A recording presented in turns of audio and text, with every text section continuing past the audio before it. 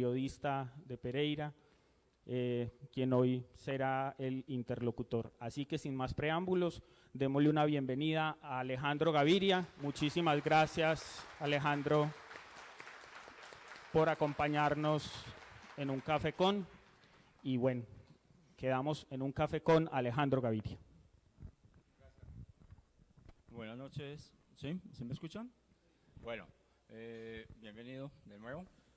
El libro, motivo de esta conversación de hoy, me contaba ahora Alejandro Gaviria, nació acá en Pereira, se gestó acá en Pereira. ¿Por qué se gesta este libro siquiera tenemos las palabras en Pereira? ¿Cómo es que se gesta en Pereira? Bueno, primero muy buenas noches a todos y a todas. No esperaba tanta gente, la verdad. Una sorpresa muy agradable. Muchas gracias por sacar un tiempo, abandonar la familia y estar aquí todos esta noche. Hay que hablar más duro, tiene razón. Este libro tuvo dos orígenes o dos gérmenes.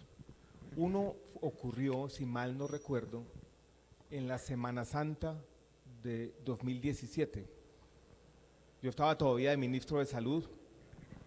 Mi familia había ido a visitar una tía de mi esposa en México. Yo tenía que salir un miércoles santo y me dejó el avión. Angustias de un funcionario. Y tenía un librito en mi maleta. Era un libro bonito, muy pequeño, de menos de 100 páginas. Es la biografía de Michel de Montaigne, que escribió Stefan Zweig, creo que fue su último libro. Yo había leído tiempo atrás, algo que le recomiendo, aunque puede ser un poco apabullante, que uno siempre debería escribir una reseña después de leer un libro. Yo leí ese libro en el aeropuerto esperando el otro avión y escribí una reseña. Y la escribí de una manera muy particular, hecha de 10 frases telegráficas. Tengo algunas aquí. El pandemonium del mundo y el odio que inflama y destruye. Los esporádicos arrebatos de locura que aquejan a la humanidad. Los expendedores de ideologías y los teóricos irredentos que también todo lo destruyen. El hombre de entendimiento que siempre tiene poco que perder. Liberarse del fanatismo, de toda forma de opinión estereotipada, de la fe en los valores absolutos. Y así seguía la lista. En ese momento tuve la idea de escribir un libro de lecturas compartidas que de alguna manera hablara de esto que está aquí. Los esporádicos arrebatos de locura que aquejan la humanidad. Eso fue la primera semilla. La segunda fue en la Feria del Libro aquí en Pereira el año pasado. Yo vine a una conversación sobre el otro libro que había escrito con Marianne Pomfort, fue un viernes en la tarde, y Giovanni Gómez me había dicho que yo tenía que hacer una presentación al otro día, sábado por la mañana. Y a mí se me olvidó. Esa noche de viernes me di cuenta que tenía que hacerlo y me levanté muy temprano y yo dije, esta es la idea para empezar a aterrizar esta lectura. Y le puse un título que no fue el del libro, algo así como ¿Puede la literatura salvar la democracia? Y ahí hice una serie de lecturas compartidas, cogiendo retazos aquí y allá, que fue una primera versión en una presentación en PowerPoint que hice ese día allí, de este libro. Después lo escribí en los meses de octubre, noviembre, enero, febrero, rápido, compartiendo lecturas, y ese fue un poco el origen de Siquiera tenemos las palabras. Pero esa pregunta que usted se hace, que pueda la literatura salvar la democracia, ¿cómo la responde usted en definitiva? Que no. ¿Qué puede salvar la literatura entonces? No, yo creo que la literatura es una forma de resistencia, es una forma de consuelo. Yo creo que la literatura nos puede hacer un poquito mejores. Yo creo que la literatura no es clarividente del todo, pero contiene ciertas advertencias. Este libro, por ejemplo, no lo pensé así, pero en retrospectiva es un libro que está enfocado en un momento del mundo, la primera mitad del siglo XX, con 2 guerras mundiales, el Holocausto, donde la humanidad mostró su poder destructivo, esa inveterada afición a entrematarnos, dice el poeta Rafael Cadena. En el libro hay una especie de celebración de un discurso literario de un poeta ruso y ensayista, Joseph Brodsky. Él dio un discurso cuando se ganó el Premio Nobel de Literatura, que si la memoria no me falla fue en 1987. Y ahí hace un homenaje a los libros, y en algún momento dice esta frase que es una forma de demagogia literaria que yo repetí en la Feria del Libro en Bogotá. Y decía lo siguiente: a los políticos les debemos pedir no solamente la declaración de renta, sino también un resumen de su biblioteca. Yo dije algo así en la Feria del Libro y alguien estaba filmando y la pusieron en Twitter, esa frase mía. Yo no estaba muy convencido de eso, ¿no? ¿Y saben qué respondió alguien después? Alberto Santofimio tenía una biblioteca muy buena. Y yo dije, no vuelvo a hacer esas formas de demagogia literaria. Leemos para hacernos mejores. Yo creo que la literatura sí tiene un poder de transformación, pero sería Abelardo y todos ponerle a la literatura una tarea muy complicada de que nos salvara la democracia. Pero como resistencia y como consuelo, sí está ahí. Bueno, usted toca un punto, me robó un punto que yo tenía pensado para preguntar. Es sobre no pedir la declaración de renta, sino que los políticos muestren su biblioteca, como dice usted, mostrar la biblioteca. Y es un punto que yo quería enfatizar en esta charla, usted me adelantó, y es, ¿qué tal si jugamos a ciertos personajes de la vida política nacional y qué biblioteca intuye usted que tienen ellos?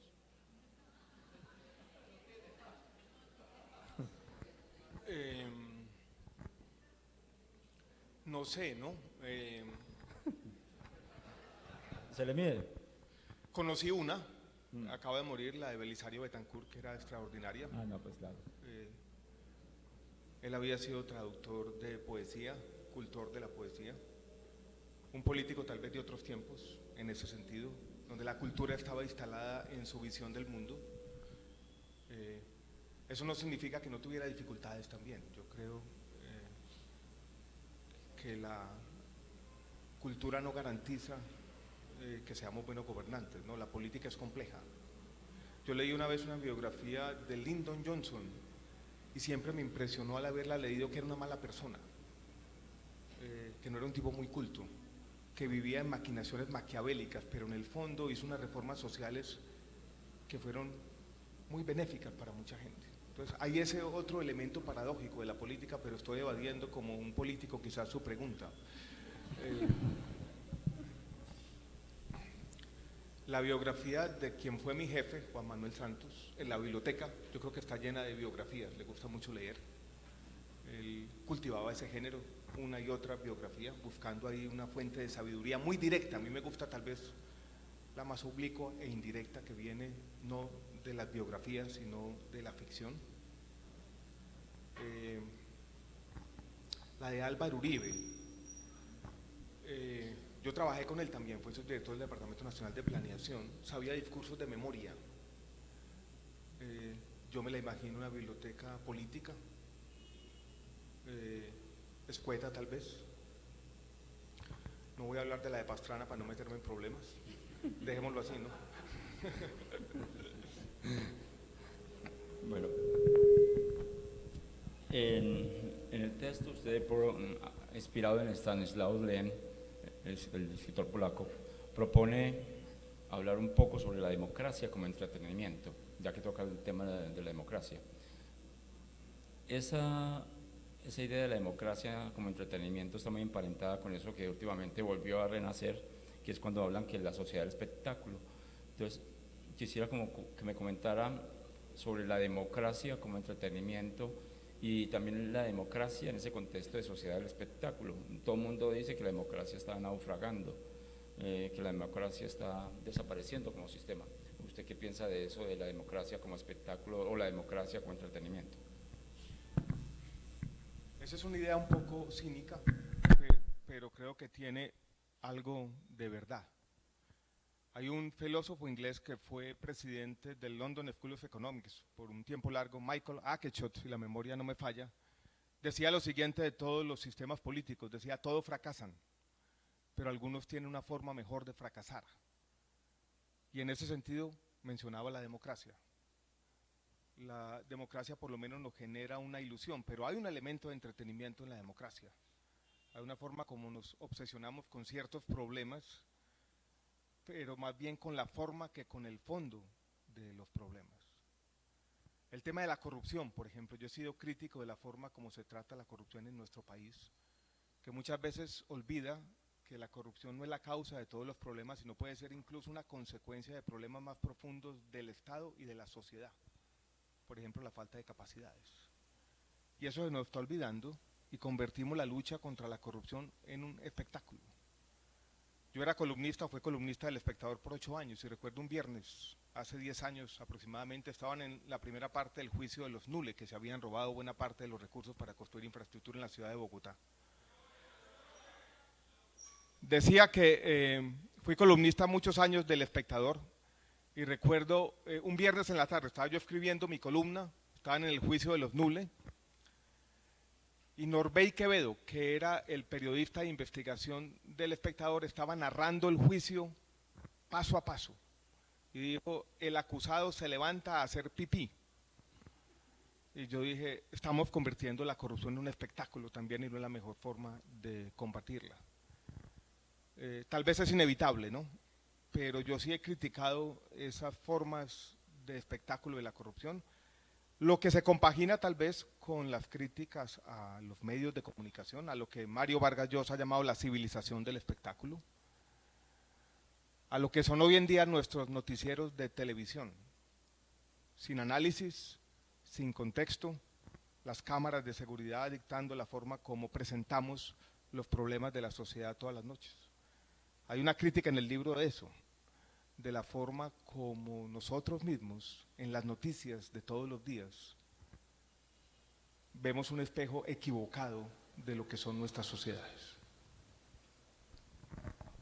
A propósito de eso, yo quiero leer esa parte del libro. Hay un subtítulo que es Pesimismo artificial y dice así: los noticieros entorpecen nuestro entendimiento del mundo. Si uno quiere entender el mundo, no debería ver las noticias. Las noticias se ocupan del estruendo, el escándalo y la tragedia individual, pero el cambio es gradual, parsimonioso, acumulativo y por lo tanto invisible. No suscita titulares, no genera emociones, no vende.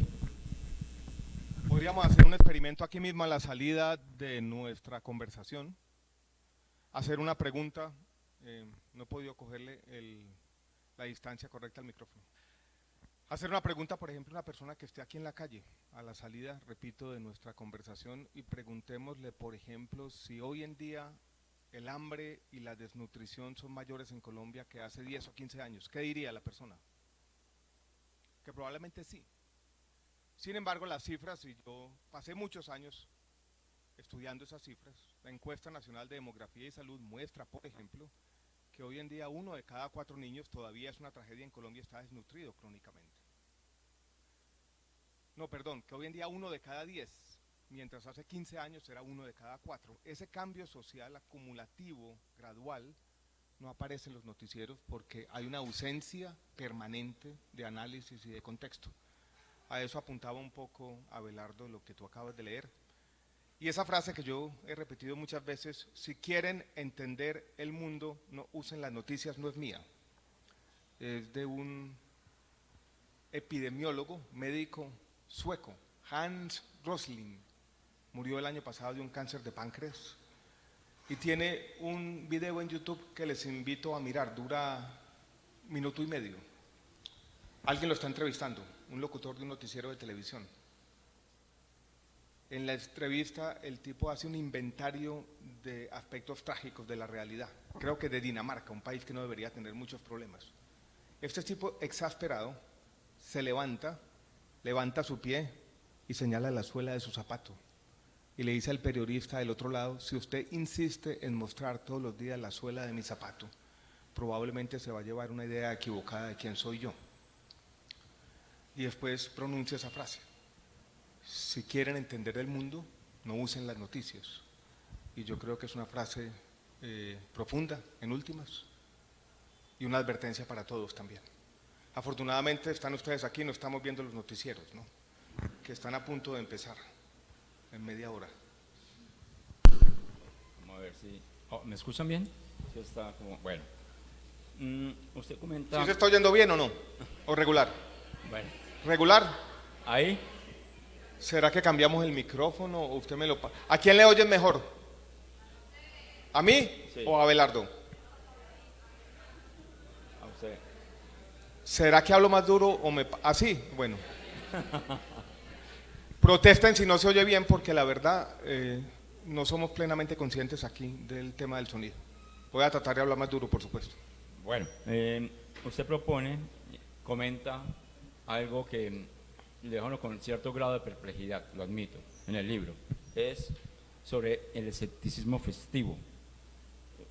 ¿Podría ampliar esa propuesta? A mí me dejó pensando sobre el escepticismo festivo, alguien que genera esperanza en mucha gente en este país. La idea del escepticismo festivo yo la tomo de un cuento de Jorge Luis Borges, al que él le dedicó mucho tiempo. Ese cuento tenía el germen de lo que nunca fue. Borges nunca escribió una novela y fue su cuento más largo, se llama El Congreso. Fue publicado a comienzos de los años 70 en el libro de Arena. Y es un cuento sobre un intento de un grupo de personas de crear un parlamento del mundo, en un garaje en Buenos Aires y en una finca en Uruguay. Una aventura desesperada, absolutamente loca, absurda. Y estos tipos tratan de hacerla, con compromiso, e intentan, viajan a Europa, arman una biblioteca con libros de todo el mundo, reciben cartas, y una noche se dan cuenta que esa es una aventura imposible. Queman los libros, desechan los sueños y dan un paseo por Buenos Aires y están embriagados de felicidad. La felicidad que produce esa renuncia, de haber renunciado a una empresa imposible. Y en el fondo, lo que dijo Borges después, esto es una celebración del hábito del escepticismo. ¿Y saben con qué lo asocié yo? ¿Quién ha hecho tesis de grado por aquí? Yo he hecho también 3 o 4, y uno está luchando con el marco teórico. Y tiene los datos, y el marco teórico. Y llega un día que uno dice, para la mierda el marco teórico.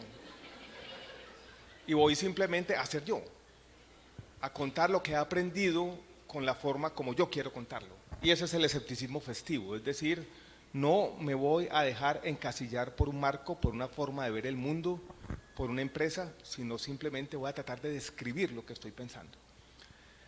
Y hay ahí, creo yo también, Abelardo y todos, una celebración de la literatura, porque la literatura en el fondo es oblicua, la literatura y sobre todo la ficción no se deja encasillar, no necesita siempre marco teórico. Entonces por eso quise empezar el libro con Borges y el escepticismo, porque yo creo que el hábito del escepticismo es una de las principales enseñanzas de la lectura y la literatura. Para cerrar esta parte sobre generalidades, democracia y política y entrar en la segunda parte más sobre los libros, quisiera preguntarle a usted sobre una aseveración que él hace sobre los populismos, y usted lo llama el político paranoide. El político paranoide es como eso que está dominando en las sociedades de hoy, que es el político que promete el Mesías, el Redentor, el Salvador. De hecho, usted opone dos tipos de político, uno que es el zorro, ¿sí? ¿Qué es el político paranoide y qué sería el político paranoide en un sistema político como el colombiano?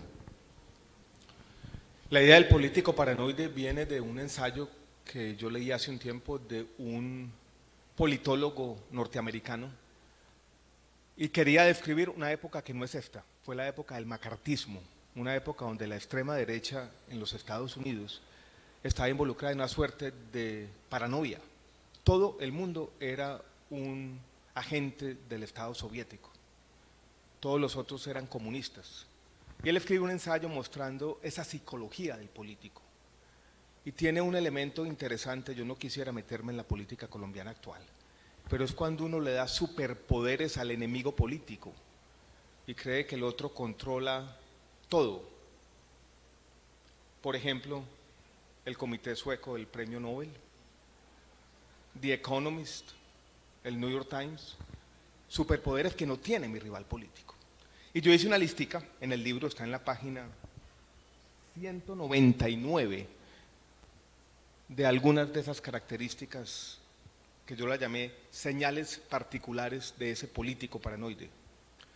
Tendiente a la autovictimización y a la idealización del enemigo, obsesionado con las teorías de conspiración y la omnipresencia de conspiradores, renuente a los compromisos, apegado al todo o nada y desconfiado del más o menos, desdeñoso del gradualismo, el incrementalismo y las soluciones imperfectas,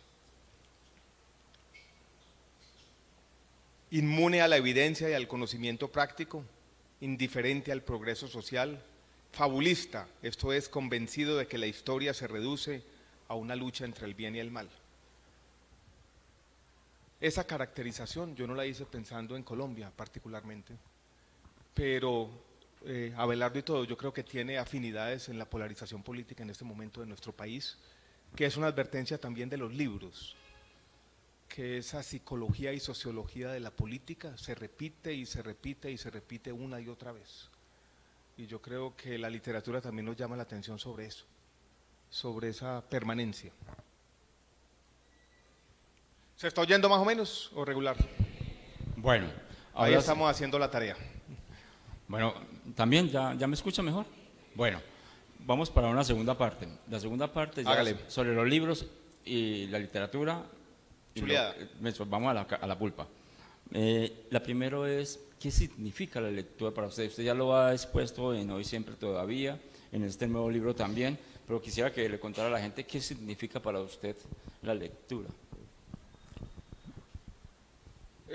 Todos los que estamos aquí venimos porque nos gustan los libros y vemos en la lectura primero, y yo creo que quiero resaltar, es una forma de entretenimiento, también de pasar el tiempo buenamente, ¿no? Yo tuve una pelea personal con un texto que de pronto muchos han leído, y tiene que ver con la pregunta, Abelardo. ¿Quién ha leído el texto sobre la lectura de Stanislao Zuleta? Es bueno, ¿no? Pero tiene una cosa que a mí, siendo un lector adolescente, me marcó y me hizo daño. Él empezaba el texto sobre la lectura diciendo lo siguiente. Hablaba de la metamorfosis de Franz Kafka. Y uno decía, uno comienza a leerla, si han pasado 2 páginas y usted no se ha dado cuenta que este libro, en el fondo, es la descripción de un artista rechazado, no ha entendido nada. Y yo era un pelado de 15 y 16 años que me había leído la metamorfosis y jamás se me había pasado por la cabeza de que ese libro era la descripción de un artista rechazado por la sociedad. Desde ahí me liberé un poco. La literatura y la lectura no necesita también marcos teóricos ni gente que interprete los libros por nosotros. Yo en la literatura trato de tener respuestas sobre la vida, sobre esa búsqueda de significado. Me gusta como consuelo, me gusta como resistencia, pero en el fondo es un ejercicio existencial, es una forma de vivir, es una forma de encontrar respuestas a lo que no tiene respuesta. Y por lo tanto, casi todos los libros, sobre todo los 3 últimos libros que he escrito, uno siempre escribe el mismo libro, quizás son los mismos. Lecturas compartidas, formas de mirar la vida a través de los libros, de entender un poco lo que nos pasa, de luchar contra lo que alguien llamó la ignorancia fundamental en la que estamos inmersos, frotando en este planetica 80 vueltas al sol. Y ya, de pronto, ¿no? La vida humana es compleja y nos plantea unos grandes interrogantes, y para mí, Abelardo, tal vez la respuesta que puedo dar en una sola frase es eso. La lectura y la literatura es una forma de encontrar respuestas parciales a la soledad existencial o ontológica en la que todos vivimos. Uno de los primeros libros que yo leí suyos hace por ahí unos 10, 15 años fue El romanticismo al realismo social y otros ensayos. ¿Sí? Siempre he tenido mucha afinidad por el ensayo y me fui por ese libro. Ahí vi su afinidad por Joseph Conrad, en particular la novela Nostromo. Pero veo que Conrad y Nostromo se repiten en sus libros como tema, pues, como punto de abordaje. ¿Qué significa para usted esa novela? Nostromo es una novela de Joseph Conrad, para quienes no lo hayan leído, donde se aborda un país similar a Colombia. De hecho, algunos personajes de Colombia en su momento le sirvieron de inspiración para ese libro, usted lo narra en su más reciente texto. Y uno siente que Nostromo representa de cierta manera un país caribeño como Colombia. ¿Por qué esa reiteración en Conrad y en particular en ese libro? Es un libro escrito en el año 1904. Les voy a contar mi relación con ese libro y todos tenemos nuestras historias personales con los libros. Yo era en ese momento un tecnócrata, trabajaba en el Banco Interamericano de Desarrollo. Llegaba por la mañana muy temprano y había un programa estadístico que llamaba Stata y me la pasaba haciendo econometría. Pero siempre tenía ese gusto por los libros también. Una tarde leí una columna de Gabriel García Márquez en la revista Cambio. No escribió muchas, creo que fueron 7 u 8 columnas las que alcanzó a escribir. Y esa columna era sobre Joseph Conrad y una posible visita a Colombia de este escritor poco raro, ciudadano del mundo. Había nacido en Polonia, aprendió primero francés, pero escribió en inglés, su tercer idioma. Viajó por el mundo hasta los 40 años, fue navegante y muchas de sus historias son historias del mundo, de barcos. Esa tarde yo terminé mi trabajo y salí a la biblioteca del Congreso de los Estados Unidos, que quedaba 2 estaciones más adelante del Banco Interamericano de Desarrollo donde trabajaba, y quise explorar la idea que Gabriel García Márquez había dejado insinuada que Conrad había estado en Colombia. Llegué y le hice una petición al bibliotecario. Quiero que me traiga todas las biografías de Joseph Conrad. Se demoró como media hora cuando yo veo a un tipo con un carrito llegando con 128 libros.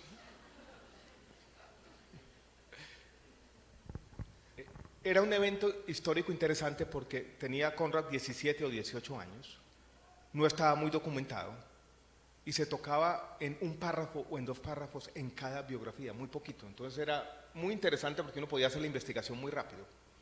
Y descubrí que efectivamente vino a Colombia en un barco francés y vino en un barco francés que traía un contrabando de armas para unas guerrillas conservadoras que en su momento estaban combatiendo al gobierno liberal. Era de Santiago Pérez o de Aquileo Parra, no recuerdo bien, año 1876. Estuvo en Sabanilla, estuvo en Santa Marta. Años después se encontró con Santiago Pérez Triana, el hijo de Santiago Pérez, y con esa conversación escribe esta novela en 1904, y es una novela sobre Colombia o Venezuela, una república ficticia que se llama la República de Costaguana. Y uno lee la novela y hay una descripción de nuestro país, de los letrados que nos gobernaron en el siglo XIX, de nuestros sueños aplazados de grandeza, de nuestro aislamiento, de la forma como nos hemos insertado a la economía global, en este caso una mina de plata, pero simplemente con algunos pocos productos, de esa lucha entre, de un lado, el capitalismo global y los intereses materiales por desarrollar el país, pero unas luchas incruentas, internas, por el mismo botín. Siempre me ha llamado la atención entonces, Abelardo y todos, esa novela, y yo creo que es una novela que tenía que estar en ese libro, porque hay ideas que nos permiten entendernos un poco en nuestra historia trágica y compleja. Hay en esa novela un coronel, Montero, si mal no recuerdo, y yo creo que lo traigo a cuento en el libro, y la descripción que hace en su momento Joseph Conrad parece idéntica a la de Hugo Chávez, con todos los aspectos trágicos.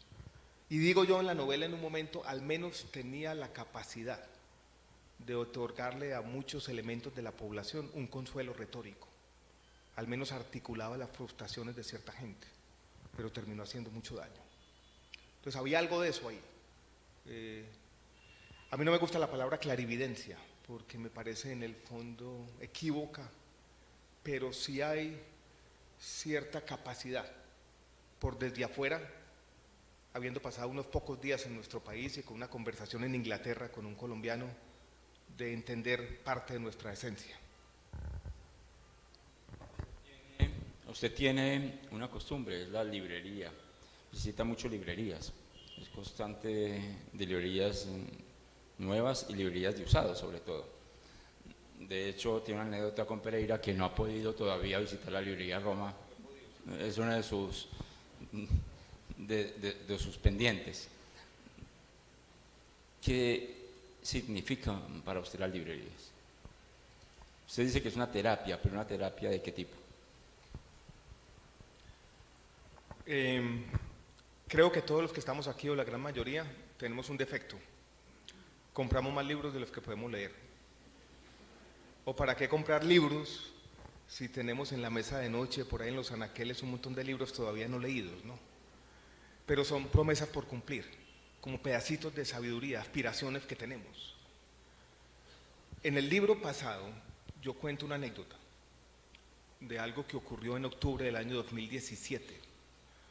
Yo estaba en medio de un tratamiento de cáncer complicado, había tenido un choque séptico, llevaba un mes en el que había pasado por ahí 3 días en mi casa, los otros 20 y pico días en el hospital. Llegué un lunes por la tarde a mi casa. Sentía que se me estaba yendo la vida, mi esposa estaba en el trabajo y quise mandarle una nota, ¿no? Y escribí una pequeña nota que era cosas que me gustaría hacer.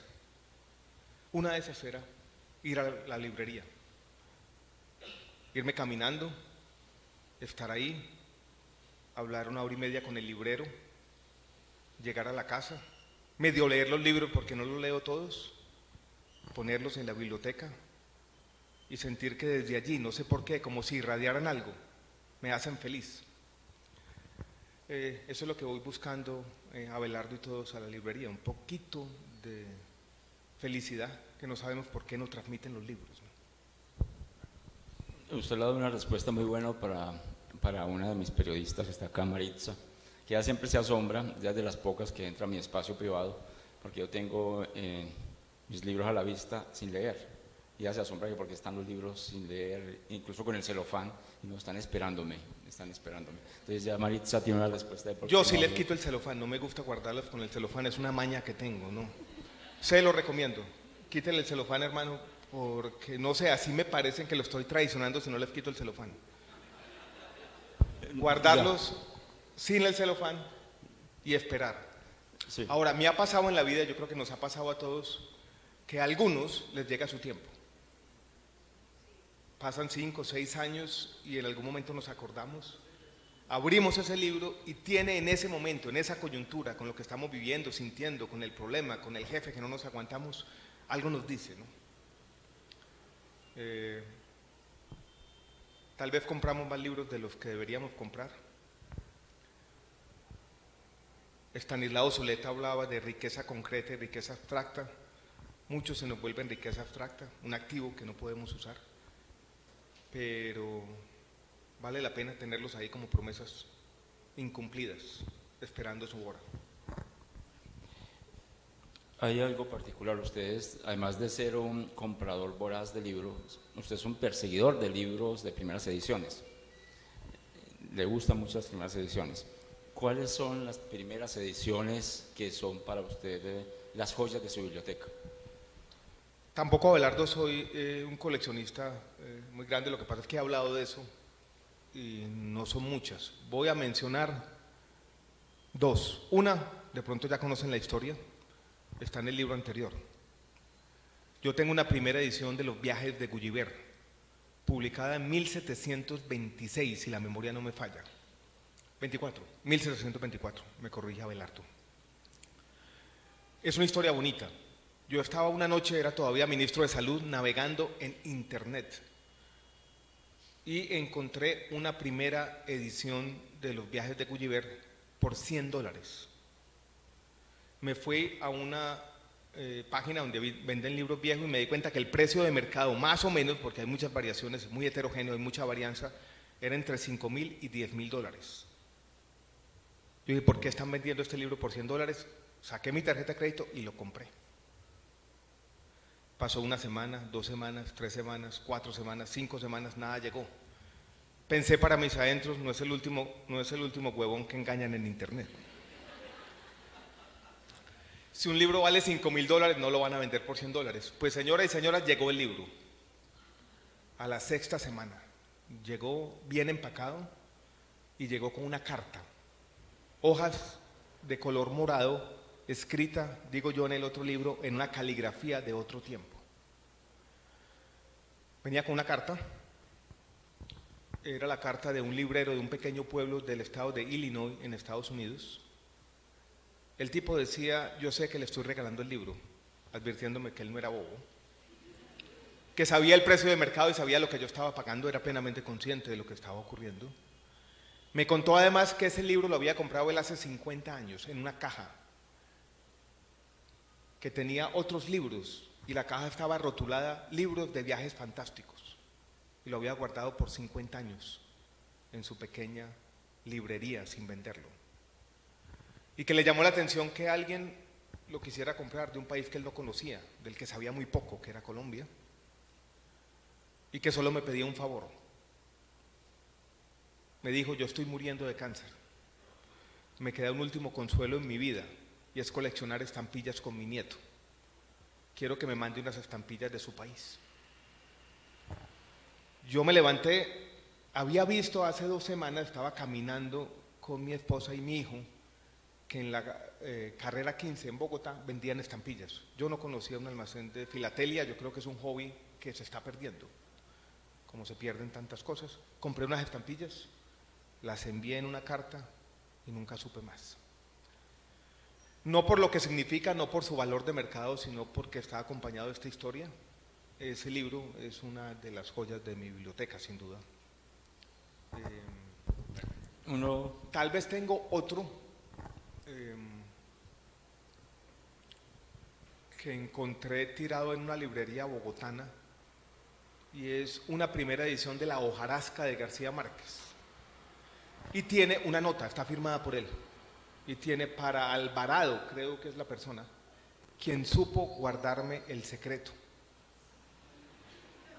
Quien supo guardarme el secreto. Yo he preguntado mucho, ¿qué secreto le guardó? Alguien me dijo que fue a la primera persona que él le dijo que se iba a casar con Mercedes, su esposa. He leído muchas biografías, he buscado en Google el memorioso Gabriel García Márquez Alvarado, no he podido encontrar qué secreto le guardó Alvarado al más grande de nuestros escritores. Hay una curiosidad a leer sus libros, sobre todo sus libros recientes, porque giran mucho alrededor de los libros y uno piensa: ¿cómo es la biblioteca de este señor? ¿Cómo es la biblioteca suya, de Alejandro Gaviria? Yo tengo 2 bibliotecas, una en la oficina de los libros técnicos, los libros con los cuales trabajo, y tengo otra en mi casa que está en la sala. Nosotros vivimos en un apartamento en Bogotá, no muy grande, no tengo un estudio. Uno entra a la sala, es una biblioteca alta. Los libros los que más quiero, están como 3 anaqueles arriba, porque el perro ha mostrado una voracidad reciente y se ha comido 3, entonces decidí subirlos un poco. Borges decía: esa sutil forma de crítica literaria que es organizar la biblioteca. Entonces la tengo organizada, no de manera neurótica por orden alfabético, pero sí sé dónde están las cosas. Lo de poesía está un poquito más alto. A mí me gusta también coleccionar algunos fósiles. En uno de los anaqueles hay piedras y fósiles. Una biblioteca normal.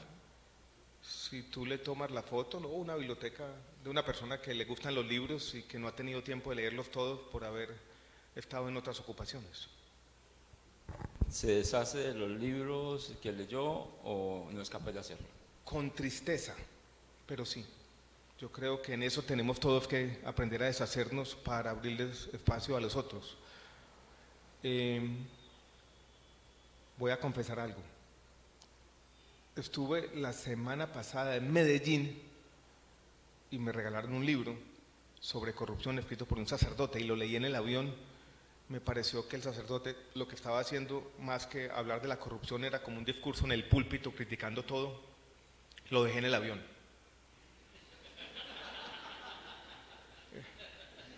Me deshací de ese libro inmediatamente. Entonces a veces me toca hacer eso, Abelardo. Bueno, de su biblioteca, ¿cuáles son los libros que más frecuenta? Dependiendo de lo que esté haciendo, pero este libro, que hay aquí, que se llama Siquiera tenemos las palabras, puede ser una buena lista de esos libros que más frecuento. Stanislaw Lem, Orwell. De Orwell, de Joseph Brodsky, Borges también. Yevtushenko. Últimamente estoy leyendo mucho a Aldous Huxley. En este libro hay, en el último capítulo, creo que es el último, un pequeño ensayo sobre su última novela que se llama La Isla.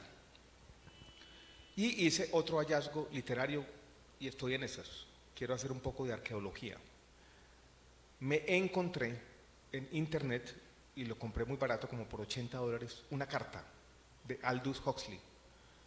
Es una carta a un colombiano, escrita en 1947.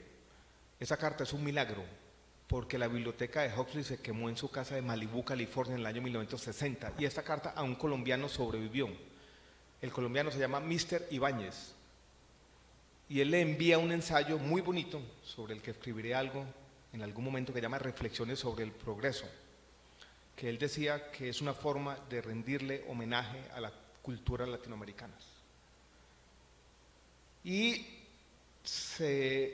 en esa cartica, él le alcanza a pedir perdón, se excusa por algo que ocurrió. Yo no sé si no le mandó un manuscrito a tiempo, había querido de hacer algo, pero le presenta excusas. Entonces, para que alguien, si puede hacer esa arqueología por mí, Mr. Ibáñez, Aldous Huxley, hubo una conexión colombiana también.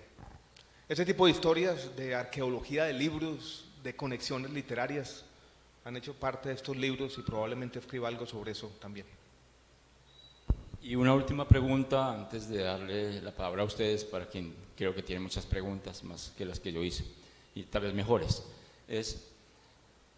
La poesía es una centralidad en su vida, eso es notorio al leer sus libros. La poesía es muy importante para usted. ¿Cuáles son sus poetas favoritos y cuál su poema favorito? Voy a mencionar 3 poetas favoritos. Borges ya lo he mencionado, y voy a mencionar 2 poetas venezolanos. Uno se llama Eugenio Montejo. Él tiene un poema que se llama Lo Nuestro, que podría ser tal vez uno de mis poemas favoritos. Y el otro poeta venezolano, Rafael Cadena, también es tal vez mi poeta favorito. No creo que sea mi poema favorito, pero en este libro hay un poema bonito que quisiera compartirlo con todos, ¿no? Es de Jorge Luis Borges, se llama Los Justos, y nos transmite, yo creo que un mensaje profundo sobre el mundo actual.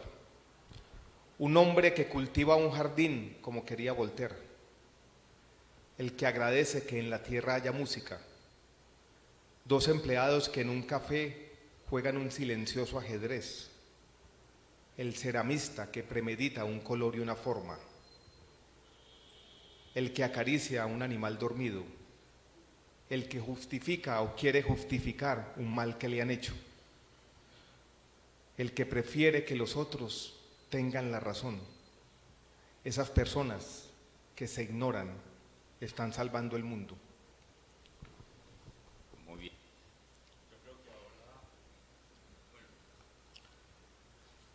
Ahora sí, las preguntas del público, ¿les parece?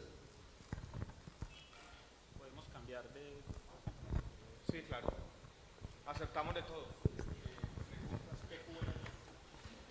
Bueno, 2 cosas antes de darles la palabra. La primera es que la librería Centro Cultural nos acompaña con los libros de Alejandro Gaviria, por si ustedes quieren adquirirlos.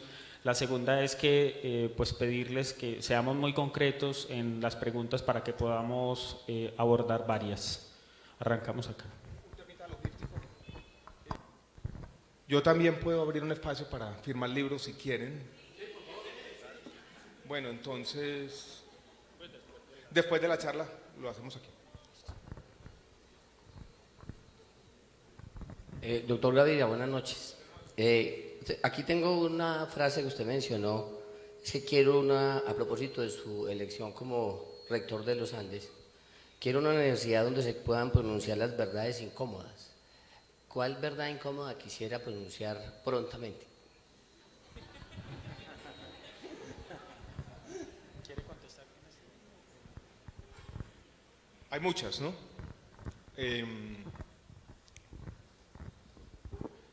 Voy a decir 2 o 3. Una que tiene que ver con los temas de corrupción en nuestro país. Yo no creo que la corrupción en Colombia se pueda combatir dándole más poder a 2 o 3 personalidades en los organismos de control que están hambrientos de figuración más que de resolver los problemas. Hay una que hace parte de este libro, en un pequeño ensayo. Yo creo que el bienestar de los niños se está manipulando en Colombia con razones demagógicas, una y otra vez en el discurso político. Yo creo que eso es una verdad incómoda también. Otra muy difícil de entender como sociedad: no todos los problemas sociales tienen solución inmediata, no todas las catástrofes son evitables, y entre todos tenemos que aprender a tener, si se quiere, un sentido de lo trágico muchas veces en muchos problemas. Y eso es difícil en nuestras sociedades mediatizadas, ¿no? No sé si habrá más, ahí se me ocurrirán. Esas no estuvieron tan incómodas, pero...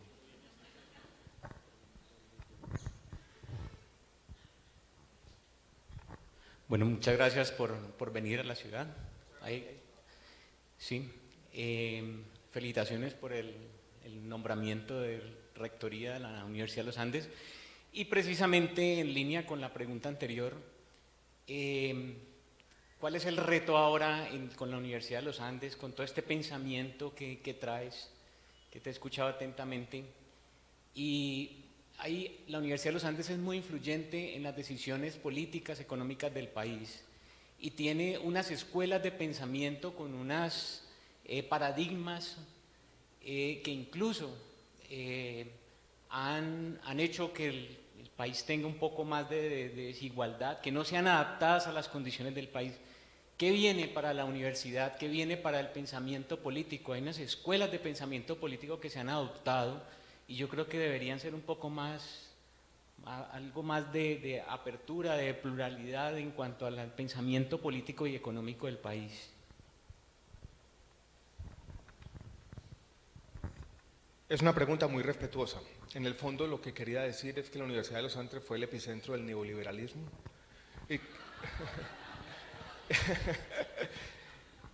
Y que eso pudo, ¿sí o no? Más o menos. No, pero está bien. Hoy en día, creo yo, y lo digo no como rector porque todavía no lo soy, la Universidad de los Andes es una universidad plural. Es una universidad donde coexisten diferentes visiones del cambio social, donde hay un diálogo como existe en otras universidades. Es más, me parece que la diferencia entre la Universidad de los Andes y una universidad pública se ha exagerado en la opinión pública. No es que una piense de una manera y la otra piense de las otras. Puede haber algunas diferencias en énfasis, puede haber algunas diferencias en ciertos departamentos o facultades, pero yo creo que lo que tengo que seguir promoviendo es esa pluralidad. Uno no puede hablar de una ideología de una universidad. La universidad tiene 750 profesores de planta que piensan de maneras diferentes. Yo no los represento a todos, no represento a ninguno, es más. Pero la pluralidad, la diversidad, incluso la diversidad socioeconómica, que sí es un desafío grande para la universidad, porque es una universidad elitista, hay que decirlo de manera clara, ese es un desafío grande. Y el otro desafío que están enfrentando todas las universidades es que para jóvenes, y aquí hay muchos jóvenes en esta sala, muchos están hoy en día cuestionando lo que las universidades pueden darle, en términos de preparación, pero también en términos de experiencia vital, de diálogo democrático, de espacio para encontrarse a sí mismos, de espacio o ámbito de autodescubrimiento. No es una tarea solamente del rector, es una tarea de una comunidad. Las comunidades académicas, aquí de pronto hay muchos profesores, en el fondo son comunidades que se autogobiernan, que se dan reglas. Las universidades son federalismos muchas veces ingobernables, pero cuente con eso, con que esta va a ser una universidad plural, que va a seguir buenamente tratando de aportarle a nuestro país. Así tiene que ser. Y hay una responsabilidad muy grande de la Universidad de los Andes, por lo que representa, por ser un referente, por nuestro mismo centralismo también, que deberíamos empezar a luchar contra eso un poquito, porque allí no reside tampoco todo el pensamiento de nuestro país y no puede serlo. Moderador, usted Usted tiene que ser democrático y hice preguntas de atrás. Puede acercarse un poquito, Edison, para que el micrófono...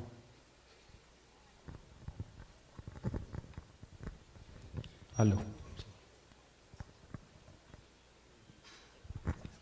Buenas noches, doctor Alejandro, ensayista. Quería preguntarle, hoy se están cumpliendo 200 años del nacimiento de Walt Whitman, a quien considero quizá el más libre de todos los seres que han nacido en Norteamérica. Si tuviera la posibilidad de dialogar con él, ¿qué le diría hoy?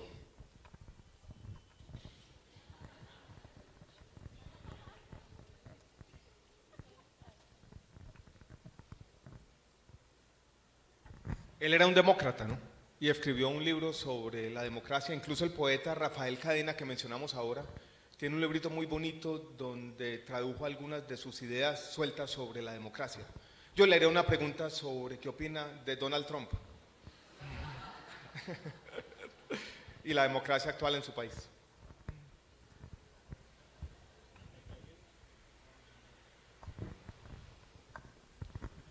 Alejandro, una pregunta, pues con base en el libro, en la parte del capítulo Orwell y la corrupción del lenguaje.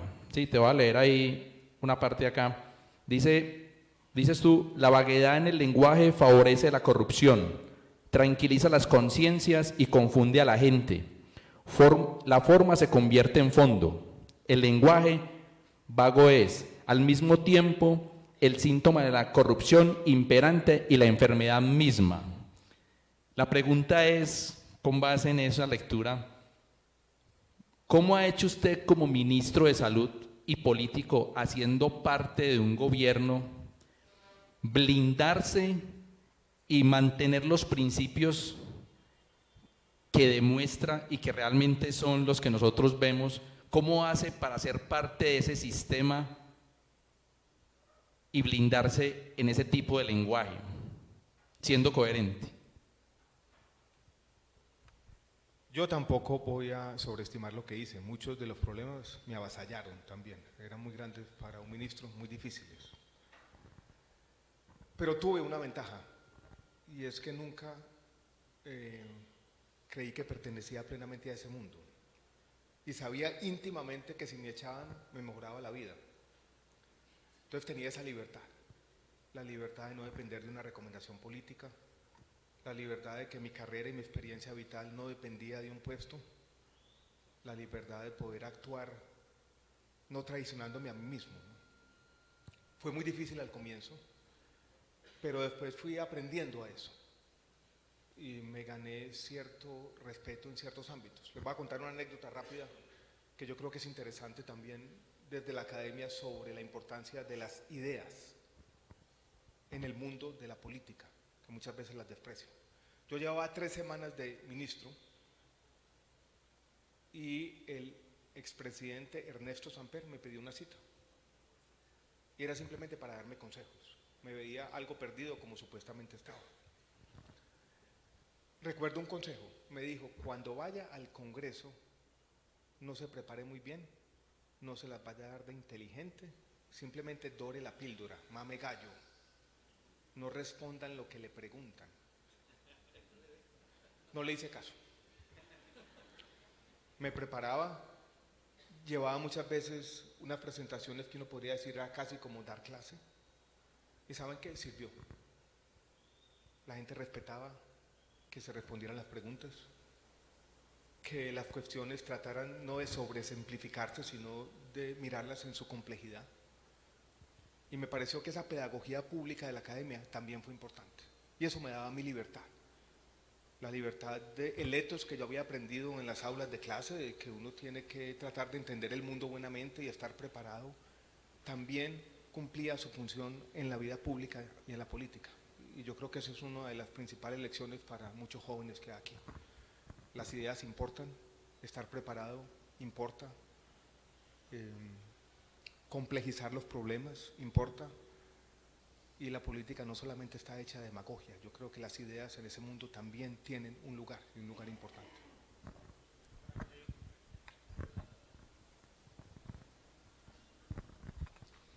Profesor Alejandro, buenas noches para todos.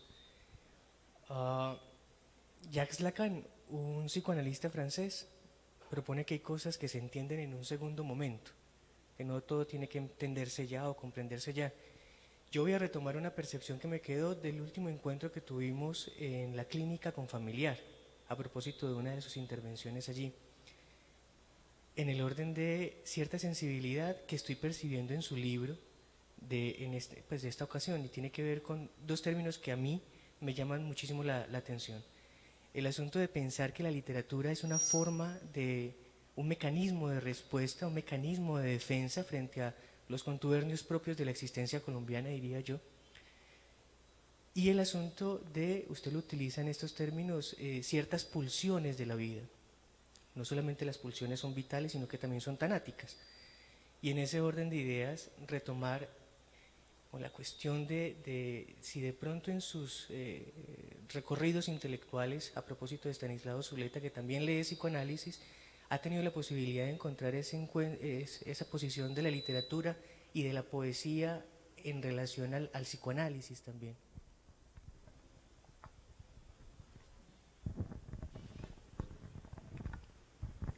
Yo soy un economista, he estado vitalmente un poco alejado del psicoanálisis. Lo que leí lo leí en los mismos textos de Estanislao Zuleta sobre marxismo y psicoanálisis y demás. La idea que yo tengo para mí, ahora que me ha tocado, por ejemplo, ir a congresos de psiquiatría del psicoanálisis, lo valoro mucho como forma de entender el mundo. Tengo muchas dudas sobre su eficacia clínica a la hora de enfrentar un paciente o enfermedad mental y demás, ¿no? Esa es mi aproximación personal, basada en muy poco conocimiento. Yo creo que es una forma muy buena de interpretación literaria, y yo creo que Freud está más cerca de la literatura que de la psicología, en mi opinión. Eso suena un poco duro, pero es la opinión que yo tengo. Irresponsable, porque basada en este poquito de conocimiento.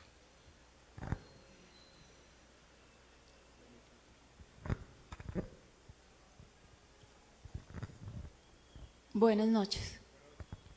Quisiera preguntarle qué significó y cómo llevó, qué le dejó a usted el proceso de, siendo usted ministro, afronta el diagnóstico de cáncer. ¿Qué cambió eso en su vida? Y si en ese proceso pensó usted en esos irredentos que no tienen acceso a salud prepagada. Gracias.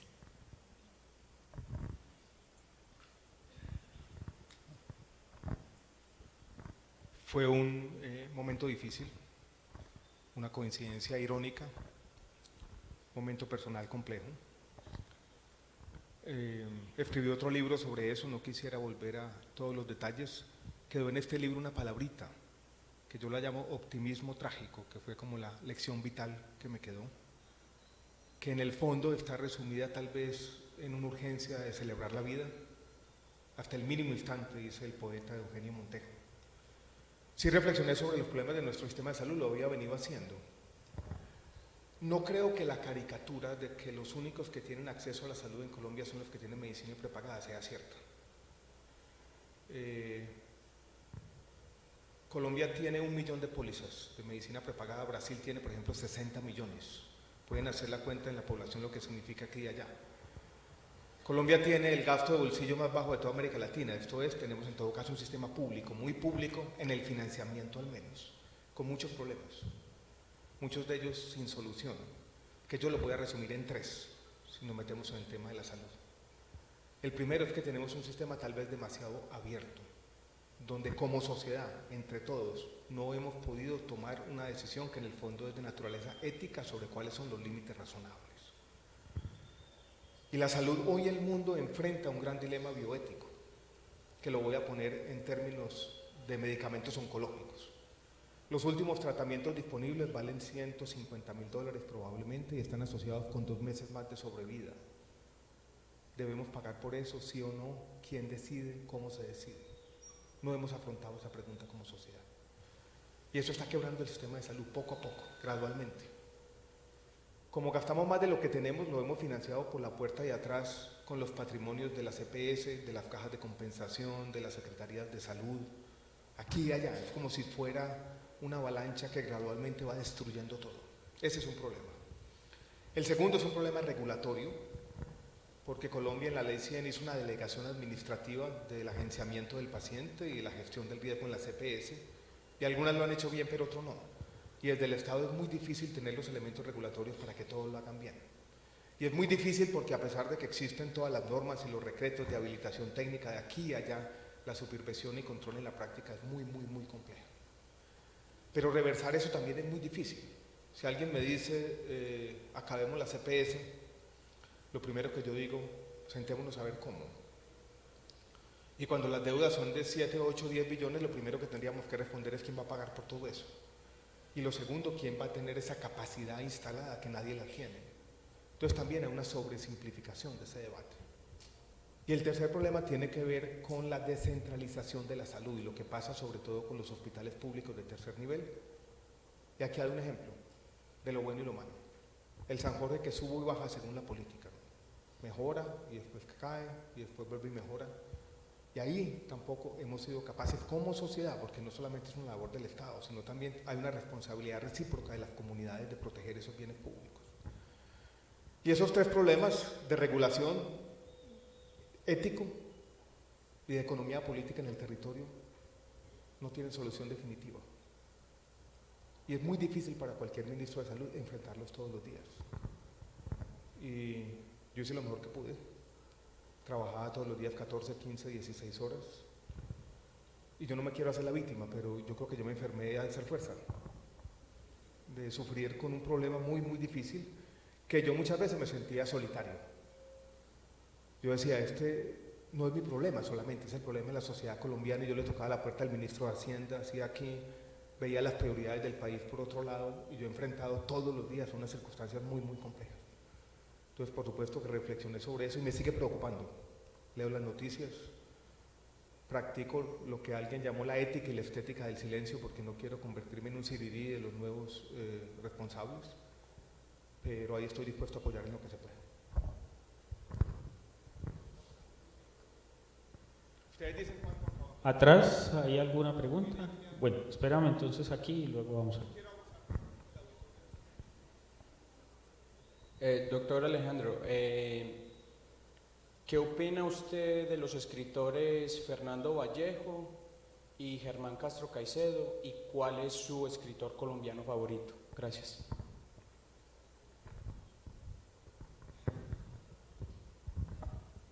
Fernando Vallejo fue por muchos años uno de mis escritores favoritos. Leí todas sus novelas con pasión, leí sus biografías. Ahora veníamos con Abelardo hablando de la biografía de Porfirio Barba Jacob, la de José Asunción Silva, la de Rufino José Cuervo. Leí esos 5 libros que él compiló después como El río del tiempo, empezando por Los días azules, terminando con Entre fantasmas. Compré la última novela que se llama Memoria de un hijo de puta, creo. No me ha dado ganas de leerla. Como que me cansé un poquito de ese personaje de ficción, él lo llama autoficción, que él creó, y de las retahílas. Pero creo que es un escritor muy valioso, Fernando Vallejo. Germán Castro Caicedo es un periodista, yo creo que tuvo su momento. Sus últimas crónicas, acaba de publicar un libro que se llama Huellas, ahí lo tengo, no me lo he leído. Fue un referente del periodismo colombiano en los años 80 y en los años 90, así quiero recordarlo. Yo creo que sus libros de crónicas, uno que leí en el colegio, Perdido en el Amazonas, es fascinante. Yo creo que inauguró cierta forma de crónica en nuestro país. Lo respeto mucho, pero no es uno de mis escritores favoritos en este momento. Me gusta en Colombia Tomás González, Evelio Rosero, Piedad Bonet. Me pasó algo que fue una lección de vida con Mario Mendoza. Yo había leído una novelita del que se llama Buda Blues cuando era columnista en El Espectador. La leí y no me gustó para nada. Y escribí una columna muy agresiva, en demasía. que no respetaba, yo creo que un trabajo intelectual decente. Como la vida tiene sus formas de vengarse, en octubre del año pasado iba yo para la Feria del Libro de Bucaramanga y entro al avión, fila 16B, y en la 16A está sentado Mario Mendoza. Y yo dije, ay, fue puto.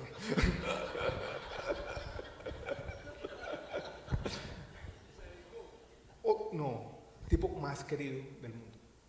Me dijo, Alejandro, había leído el libro mío, fue muy elogioso, yo no le paré bolas. Y hablamos de la columna, ¿no? Y él me dijo, en parte usted tenía razón, pero me pareció de una bondad de corazón, de una capacidad de aceptar la crítica.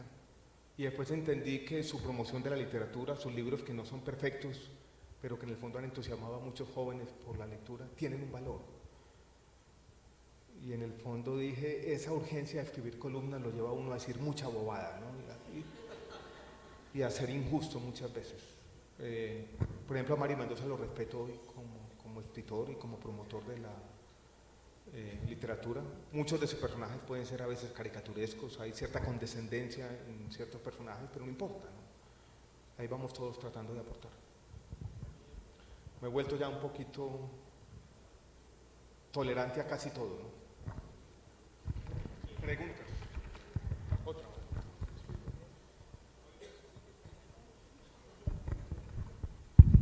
Bueno, buenas noches, primero que todo. La pregunta que voy a hacer es algo más personal y bueno, yo no voy a tocar temas de salud, no quiero deprimirnos. Yo tal vez por ese hambre de conocimiento que no sabría describir, ¿cuáles son dos, si quiere decir más, será, novelas, ensayos que usted diga son esenciales para entender ya sea el mundo o Colombia hoy? ¿Le puedo hacer? Sí, bueno. Buenas noches. Y mi pregunta es, ¿qué consejo nos daría usted a nosotros, entendiendo que somos jóvenes que llevamos para un ámbito universitario, como rector de los Andes?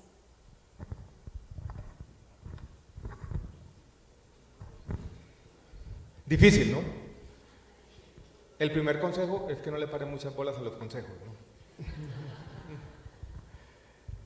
Yo he tenido una biografía tal vez compleja, ¿no?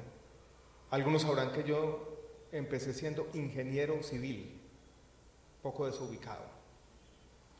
Entonces yo el consejo que te daría es el siguiente: tienen que darse espacio un poco para el autodescubrimiento. La vida no va a ser como ustedes se la están imaginando. Hay este proverbio famoso que dice, el hombre planea y Dios se ríe.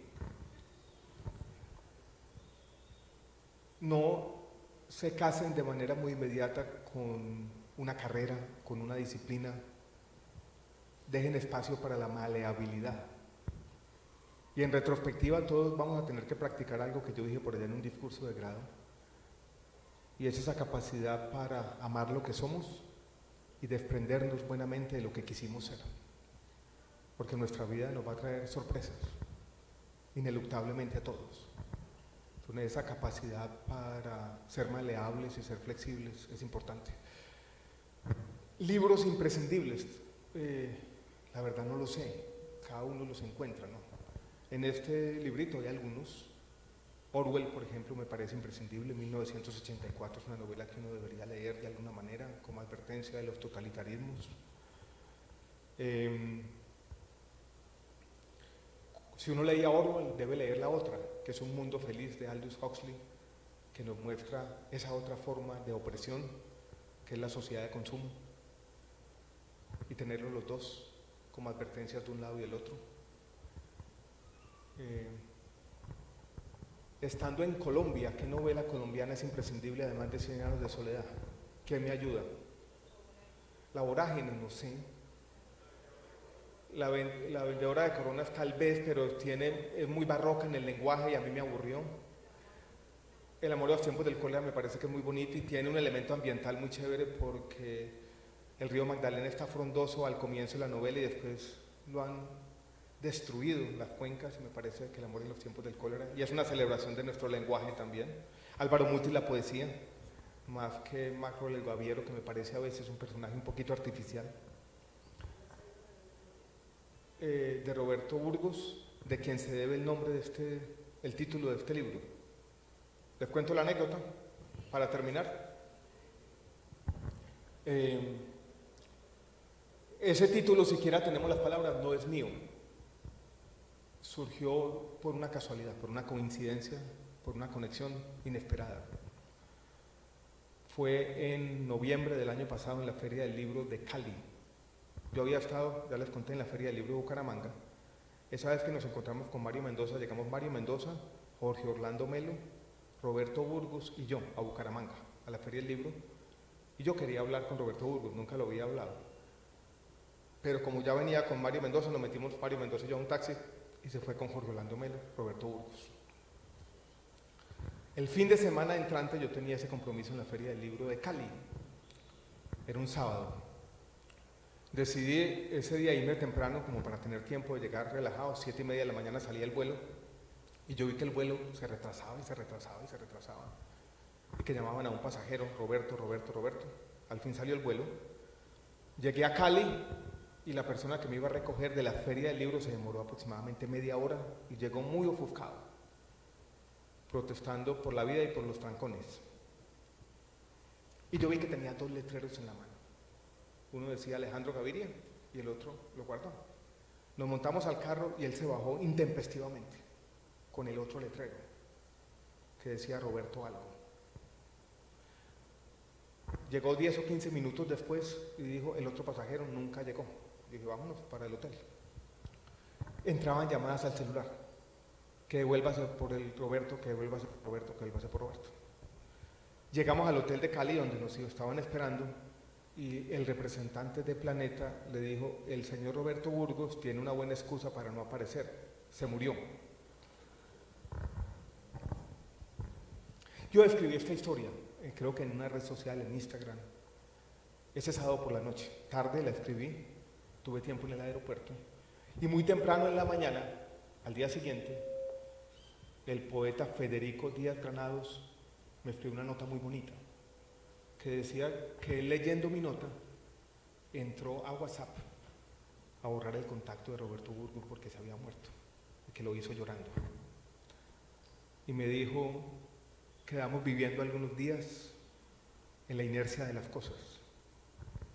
Y después me dijo, siquiera tenemos las palabras.